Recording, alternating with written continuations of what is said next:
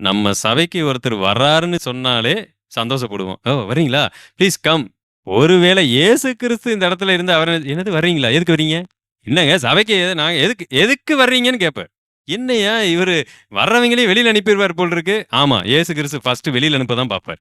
அதையும் மீறி சண்டை போட்டு உடைச்சு கண்ணாடிலாம் உடைச்சிட்டு நீங்க உள்ள வந்தீங்கன்னா தான், இப்படிப்பட்ட விசுவாசம் உள்ளவர்கள் தான் எனக்கு தேவைன்னு சொல்லி கூட்டி உட்கார வச்சுக்குவாரு. நாம என்ன செய்வோம்? உள்ள வந்துட்டோம்னா அது அவ்வளவுதான். முடிஞ்சு போச்சு. அவங்கள வெளியிலயே விட முடியாது நம்மளால. நீ சபிக்கப்பட்டவனாய் மாறி விடுவாய்ன்னே அவர் பயந்துட்டு வேற வழியே இல்ல. ஒரு டைம் ஒரு இடத்துக்கு போயிட்டா, அவ்வளவுதான் அங்கேயே உட்கார்ந்து இருக்கணுங்கிற அளவுக்கு ஆயி போயிருச்சு. இன்றைக்கு நிலைமையெல்லாம் அப்படித்தான் மாறிடுச்சு. தன்னை ஒருவன் பின்பற்றும் பொழுது என்ன சொல்றாரு பாருங்க. அதற்கு இயேசு, மனுஷகுமாரனுக்கோ தலை சாய்க்க இடம் இல்லை. அவ்வளவுதான், நீ பாத்துக்கப்பா. எங்க போனாலும் என்னை பின்பற்றி வருகிறாய் அல்லவா? பறவைகள் கூட ஒரு இடத்துல போய் ரெஸ்ட் எடுக்கிறதற்கு அதுக்கு என்ன இருக்கு? ஆனால் தலை சாய்க்கிறதற்கு எனக்கு ஒரு இடம் இல்லை என்று சொல்லிவிட்டார். இதற்கு அர்த்தம் என்ன? அவர் ஆவிக்குரிய ரீதியிலே பேசியிருக்கிறார் பிரதர். அவர் பின்னாடி போனா ஊழியத்துல என்றைக்குமே என்ன கிடையாது, ஓய்வில்லாமல் ஓடிக்கொண்டிருக்க வேண்டும். அதை குறித்து சொல்லுகிறார் பிரதர். அப்படியா?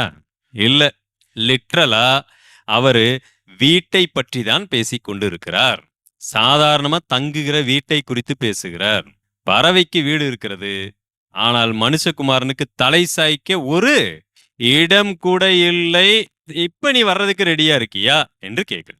சுகப்படுத்திய இயேசு கிறிஸ்து அங்கு நல்லா தெரிந்தாரே, சூப்பரா இருந்தாரே, நல்லா இருந்துச்சு. ஆனா பக்கத்துல வந்தா நீ என்ன பின்பற்றியா? வீடே எனக்கு இல்ல, என்ன பண்ணுவ என்று அல்லவா கேட்கிறார். இவரை என்னால் புரிந்து கொள்ள முடியவில்லையே.